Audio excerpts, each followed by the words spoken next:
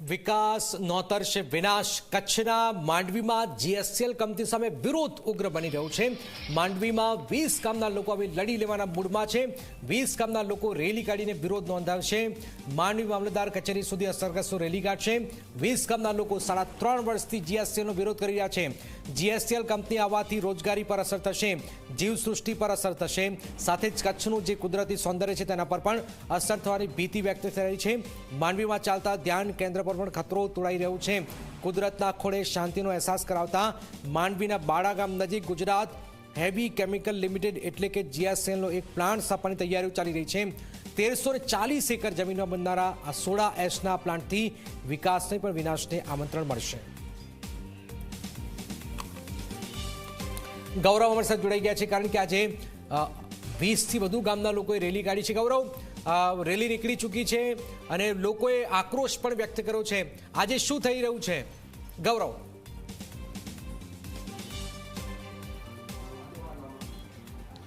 જનક સીધા દ્રશ્યો બતાવવા માંગીશ। માંડવી તાલુકાના બાડા ગામ જે મોટા લાજા કહેવાય, મોટા લાજાની ચોકડી ખાતે બાડાથી નીકળી રેલી પહોંચી છે અને લોકોમાં ભારે આક્રોશ જોવા મળે છે। તેમનું સ્પષ્ટ કહેવું છે કે અમે સુખી સંપન્ન અમારી ખેતી ઉપર છીએ, અમારા પશુપાલન ઉપર છીએ, એટલે અમારે કોઈ પણ પ્રકારની કંપનીની જરૂર નથી।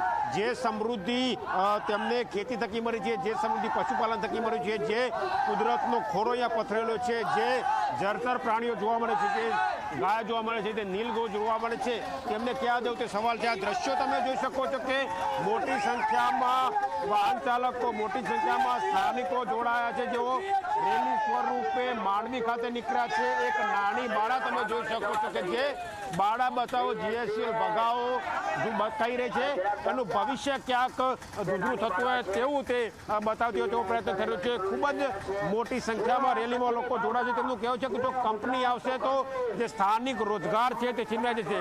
સ્થાનિક રોજગાર એટલે કે ખેતીનો રોજગાર, પશુપાલનનો રોજગાર, માછીમારીનો રોજગાર છીનવાઈ જશે અને તેમને જે સ્થાનિક નાગરિકો છે તેમને કોઈ પણ પ્રકારનું ટિફિન લઈને અહીંથી કંપનીમાં નોકરી કે ગુલામી માટે જવું નથી। તેઓ પોતે આત્મનિર્ભર છે, સ્વનિર્ભર છે, માટે જ આ જે કંપની આવી રહી છે તેનો વિરોધ કરી રહ્યા છે। અને વિરોધ કાલ્પનિક નથી।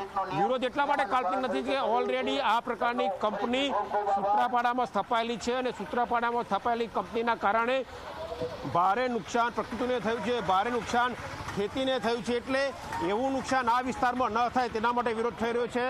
વિજયસિંહ જોડા છે, તેમની સાથે વાત કરીશું। વિજયસિંહ, તમને નથી લાગતું કે વિરોધ કરા જે નુકસાનની વાત છે કાલ્પનિક હોય?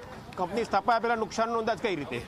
નુકસાન આ બધા જુઓ છો ને, આ નુકસાન જોઈને જ આવ્યા છે। બધા સૂત્રાપાડા જઈ આવ્યા છે અને જોઈ લીધું છે કે ત્યાં કેટલું નુકસાન છે અને એના માટે જ આ બધું તમે જનમતની જોવો છો એનો વિરુદ્ધ એટલા માટે જ કરવામાં આવી રહ્યું છે। શું માંગ સરકાર પાસે? સરકાર પાસે માંગ નહીં પણ વિનંતી કરી રહ્યા છે। લોકોનો રોષ જુઓ, લોકોનો જુવાળ જુઓ, સેંકડો માણસો રોડ પર ઉતરી ચૂક્યા છે। ત્યારે સરકારને વિનંતી કરીએ છીએ, 5-7 વર્ષની બાળા જ્યારે હાથમાં બેનર લઈ અને પોતાનું મુલક બચાવવા, પોતાનું કચ્છ બચાવવા સંઘર્ષ કરી રહી છે, ત્યારે જાગો ગુજરાત સરકાર। અમને ખાતરી છે સરકારી અધિકારીઓને ફરીથી વિનંતી કરીએ કે આ પ્લાન્ટને અહીંયાથી હટાવી જ દેવામાં આવે।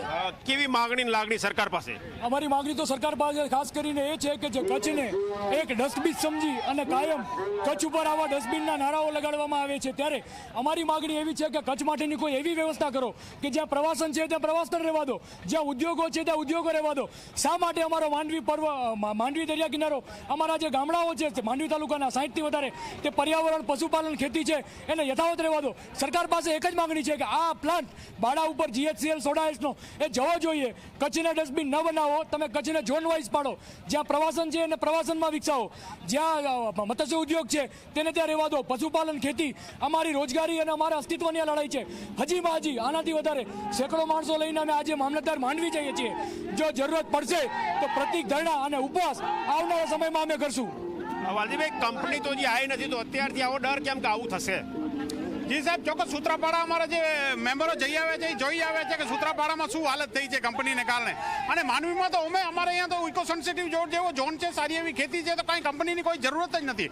ઉદ્યોગો કેવા આવે છે, કેવી રીતે રોજગારી પાડે છે, ઉદ્યોગોથી શું ફાયદો થાય છે એ મુદ્રામાં અમે જોઈ લીધું છે. એટલે અમને માંડવી તાલુકામાં અથવા અમારા આસપાસનો જે વિસ્તાર છે એમાં અમને કોઈ જરૂરત જ નથી આવી કંપનીની. અને એમાં પણ આવી એ કેટેગરીની કંપની માટે થઈને અમે આટલી બધી રજૂઆતો કરી, મુખ્યમંત્રી સુધા રજૂઆતો કરી, છતાં પણ અમારો અવાજને કોઈ ધ્યાને કાને નથી દેતો. આજે આ બધી મીડિયાને આટલી બધી પબ્લિક ભેગી થઈ છે, પબ્લિકમાં આટલો બધો આક્રોશ છે, છતાં પણ કોઈ અધિકારી, કોઈ તંત્રને પેટનું પાણી હલતું નથી.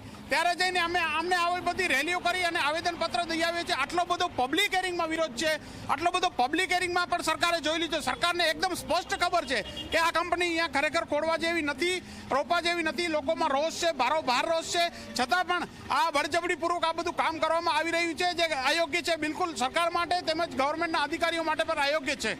શું માંગણી સરકાર પાસે આજે રેલી સ્વરૂપે નીકળ્યા છો? બસ અમારી તો માંગણી છે કે અમને આ ઝેરી પ્લાન્ટ ખપતો જ નથી. આજનો માહોલ જોઈને 10-15 ગામના બધે માણસો અમે ભેગા થઈ અને એવા તો આવેદન અમે કંઈક વાર ભુજમાં પણ આપી રહ્યા છીએ. પણ હવે તો અમે આક્રોશથી આજે આંદોલન નથી અમારે, એમ તો ગાંધીજી જે માર્ગે આવીએ છીએ, પણ આજથી અમે આવા આંદોલન શરૂ કરીશું. જ્યાં સુધી કંપનીને સરકાર મનાઈ હુકમ નહીં કરે ત્યાં સુધી અમારી આ લડત ચાલુ રહેશે.